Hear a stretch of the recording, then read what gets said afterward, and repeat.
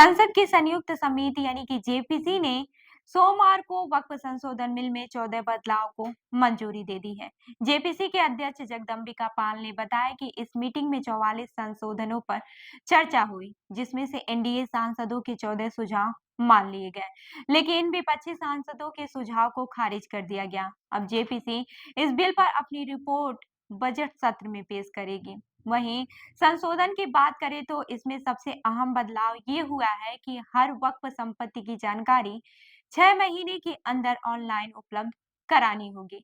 इसके साथ ही care taker को अपनी कार्यकाल अवधि बढ़ाने का भी अधिकार दिया गया है, लेकिन यह राज्य के वक्फ ट्रिब्यूनल की सहमति के अधीन होगा। इसके अलावा वक्फ ट्रिब्यूनल में अब मुस्लिम कानून और न्याय शास्त्र की जानकारी रखने वाला एक व्यक्ति भी शामिल किया जाएगा। वहीं मैं आपको बता दूं कि बैठक में विपक्षी सांसदों ने बिल के हर पहलू पर जोरदार विरोध किया है। उन्होंने आरोप लगाया कि यह बिल मुस्लिम समुदाय के धार्मिक मामलों में हस्तक्षेप करने की कोशिश कर रहा है।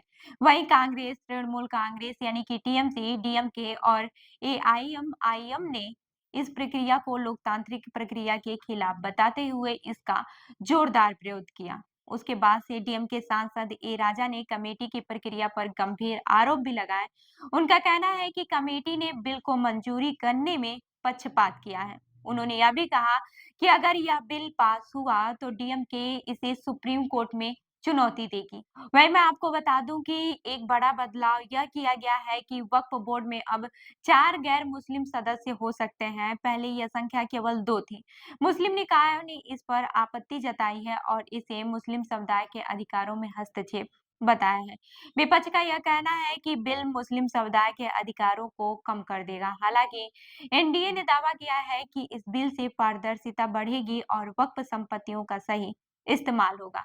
वहीं कुछ मांगों को भी जेपीसी ने माना, मसलन अभी अविवादित संपत्ति को वक्फ में दान नहीं किया जा सकेगा। इसके अलावा वक्फ संपत्ति के विवादों की जांच अब कलेक्टर के बजाय वरिष्ठ अधिकारियों द्वारा की जाएगी।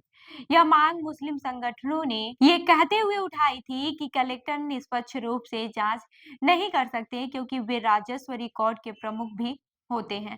वहीं जेपीसी की रिपोर्ट संसद में बजट सत्र में पेश होगी, जो कि 31 जनवरी से शुरू हो रहा है। एनडीए के पास लोकसभा और राज्यसभा में बहुमत है, इसलिए यह बिल आसानी से पास हो सकता है। वहीं इस पर विपक्षी सांसदों का कहना है कि वे संसद में इस बिल का विरोध करेंगे।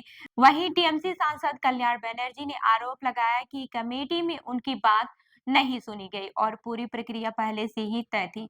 उन्होंने यह भी कहा कि उन्हें बिल के संशोधन पर खंडवार चर्चा की अनुमति भी नहीं दी गई। वहीं जेपीसी अध्यक्ष जगदम्बिका पाल ने इन आरोपों को खारिज करते हुए कहा कि समिति ने सभी संशोधनों पर लोकतांत्रिक तरीके से चर्चा की। उन्होंने कहा कि बहुमत का दृष्टिकोण ही अंतिम होता है। अब आपको मैं बता दूं कि वक्फ संपत्ति का मतलब ऐसी संपत्ति है जो इस्लामी कानून के तहत धार्मिक या फिर धर्माय उद्देश्यों के लिए समर्पित हो। संशोधित बिल में यह प्रावधान किया गया है कि वक्फ संपत्ति की घोषणा के लिए व्यक्ति को कम से कम 5 साल तक इस्लाम धर्म का पालन करना होगा। इसके अलावा हर वक्फ संपत्ति का विवरण 6 महीने के भीतर ऑनलाइन पब्लिक डोमेन में डालना होगा। यह कदम पारदर्शिता सुनिश्चित करने के लिए उठाया गया है। वहीं मुस्लिम संगठनों का कहना है कि कलेक्टर को संपत्तियों की जांच से हटाना एक सकारात्मक कदम है, लेकिन गैर मुस्लिम सदस्यों की संख्या बढ़ाना एक और वक्फ संपत्ति विवादों में सरकार की भूमिका बढ़ाने के लिए चिंताजनक है। वहीं अब बजट सत्र में यह देखना काफी दिलचस्प होगा कि इस बिल पर क्या बहस होती है। विपक्ष इसे मुस्लिम समुदाय के अधिकारों में हस्तक्षेप बता रहा है, जबकि सत्ताधारी दल इसे पारदर्शिता और वक्फ संपत्तियों के बेहतर प्रबंधन का कदम बता रहे हैं। अब सभी की नजरें संसद पर है, जहां इस बिल पर अंतरिम फैसला होगा, जहां ये बिल पास होगा।